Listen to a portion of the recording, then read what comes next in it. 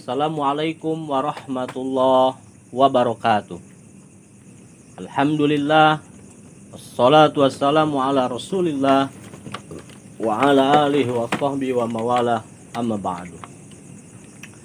Sahabat kaum muslimin rahimakumullah, berjumpa kembali dengan saya Yadi Pamanah Rasa dalam acara ngobrol penuh inspirasi. Kali ini kita akan ngobrol berbicara tentang vaksinasi. Bagaimana pandangannya menurut syariat Islam. Sahabat kaum muslimin rahimakumullah, sebagaimana kita ketahui bahwasannya saat ini wabah COVID-19 masih menjadi masalah kesehatan yang mengancam keselamatan jiwa manusia. Oleh karena itu, dalam rangka ikhtiar, pemerintah kita mewajibkan kita untuk menggunakan masker ketika kita keluar rumah, kemudian menjaga jarak, menjauhi kerumunan, dan juga melakukan vaksinasi. Apa itu vaksinasi?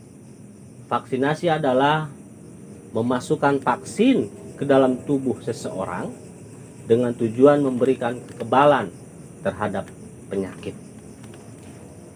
Jadi vaksinasi adalah salah satu bentuk ikhtiar kita agar kita terhindar dari penyakit. Dan ini hukumnya mubah dalam syariat Islam. Bahkan bisa menjadi wajib. Sebagaimana kaidah mengatakan adabu aula minar. Mencegah itu lebih utama daripada mengobati. Dan juga kaidah ad-doror yujal. Kemandaratan itu harus dihilangkan. Tetapi yang jadi permasalahan adalah vaksinnya itu sendiri. Apakah dia berasal dari benda yang suci atau benda yang najis? Karena kaidah dalam Islam, di dalam mengkonsumsi makanan dan minuman ataupun obat-obatan yang masuk ke dalam tubuh kita itu harus halal dan thayyib, baik. Sebagaimana firman Allah Subhanahu wa taala, "Ya ayuhan nasu kulu mimma fil ardi halalan thayyibah." Jadi menurut ayat ini, yaitu di dalam surat Al-Baqarah ayat 168 yang dibacakan tadi, apa yang kita makan, apa yang kita minum, termasuk obat-obatan dan juga vaksin, itu syaratnya harus halal dan juga thayyib, baik untuk tubuh kita.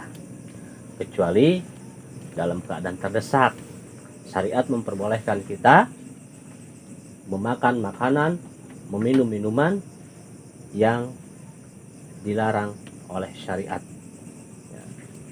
Karena menurut kaidah ad-daruratu tubihul mahdurat. Sesuatu yang dilarang, sesuatu yang madarat, itu memperbolehkan sesuatu yang dilarang. Tugas kita adalah meneliti makanan dan minuman yang akan kita konsumsi, termasuk vaksin. Diteliti terlebih dahulu apakah dia berasal dari benda najis atau benda yang halal. Jika kita mampu menelitinya sendiri, kita harus menelitinya sendiri. Tetapi jika kita mampu, kita serahkan, kita bertanya kepada ahli. Alhamdulillah, di negara kita punya Majelis Ulama Indonesia. Di dalam Majelis Ulama Indonesia ada badan sertifikasi halal. Alhamdulillah, di dalam fatwa Majelis Ulama Indonesia nomor 2 tahun 2021 tentang produk vaksin COVID-19 dari Sinovac ini telah diteliti. Sebagaimana di dalam poin ke-6 yang menyatakan bahwa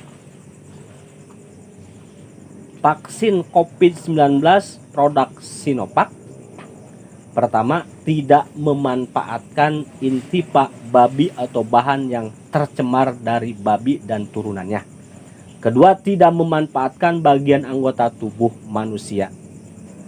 Ketiga, bersentuhan dengan barang najis mutawasito sehingga dihukumi mutanajis.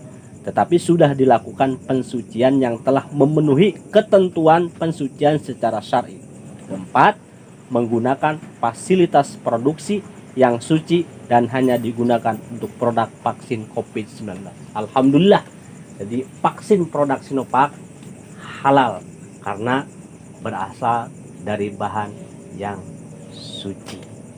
Kemudian bagaimana dengan vaksin AstraZeneca? Adapun vaksin AstraZeneca setelah diteliti oleh Badan Sertifikasi Halal Majelis Ulama Indonesia, ternyata di dalam vaksin tersebut, di dalam proses produksinya memanfaatkan tripsin yang berasal dari babi, yaitu benda najis.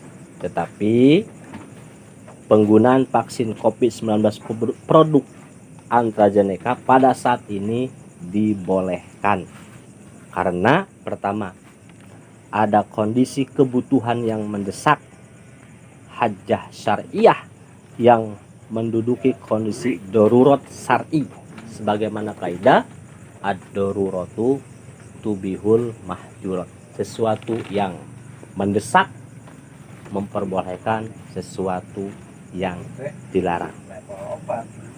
Kedua, ada keterangan dari ahli yang kompeten dan terpercaya tentang adanya bahaya jika tidak segera dilakukan vaksinasi COVID-19.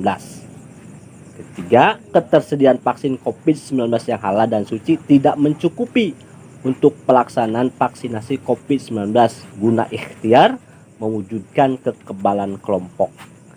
Keempat, ada jaminan keamanan penggunaannya oleh pemerintah. Dan kelima, pemerintah tidak memiliki keleluasan memilih jenis vaksin COVID-19 mengingat keterbatasan vaksin yang tersedia. Jadi kesimpulannya, walaupun vaksin ini berasal dari benda najis, untuk saat ini berhubung keadaannya sangat mendesak, itu diperbolehkan. Demikian tentang sifat kehalalan vaksin. Sekarang bagaimana dengan sifat thayyib? Apakah vaksin itu baik untuk tubuh kita atau tidak? Dalam hal ini kita harus bertanya pada ahli kesehatan. Makanya sebelum kita divaksin, kita tanya dulu apakah vaksin itu baik untuk tubuh kita atau tidak. Makanya ketika kita divaksin, kita ditanya dulu oleh petugas, kita punya riwayat penyakit lain agar tidak terjadi sesuatu ketika kita sudah divaksin. Sahabat kaum muslimin rahimakumullah, jadi kesimpulannya vaksinasi adalah bentuk ikhtiar kita agar kita mempunyai kekebalan tubuh supaya kita terhindar dari penyakit, dalam hal ini adalah COVID-19.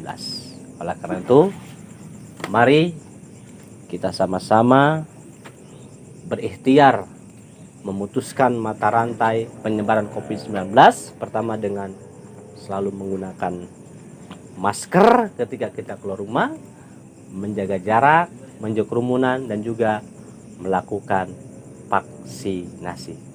Terima kasih. Mohon maaf. Wallahul muwaffiq ila aqwamit thoriq. Assalamualaikum warahmatullahi wabarakatuh.